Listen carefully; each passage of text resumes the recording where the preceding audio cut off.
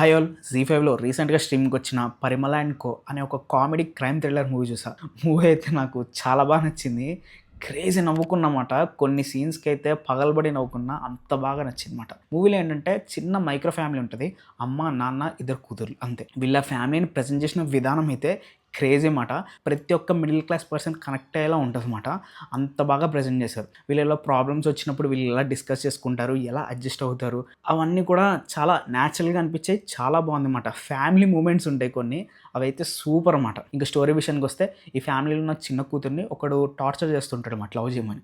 One fine day ఏమవుద్దంటే వీళ్ళందరూ వాడిని చంపేద్దాం అనుకుంటారు. అంత కోపం వస్తుంది, వాడికి వస్తాయి, ఎక్స్ట్రీమ్కి వెళ్ళిపోతాడు. కానీ నెక్స్ట్ డే ఏమవుతుందంటే వాడు నిజంగా చచ్చిపోతాడు. వీళ్ళ నలుగురిలోని ఎవరో ఒకరు చంపేశారని వీళ్ళే అనేసుకుంటారు అనమాట. దాని నుంచి మనకు ఒక కామెడీ జనరేట్ అవుద్ది. అదైతే క్రేజీ అన్నమాట. సో నిజంగానే వాడిని చంపిన వాళ్ళు ఈ ఫ్యామిలీలో ఉన్నారా, లేకపోతే వేరే వాళ్ళు చంపారా, వీళ్ళని ఫ్రేమ్ చేస్తున్నారా అని తెలుసుకోవాలంటే ఈ మూవీ చూడాలన్నమాట.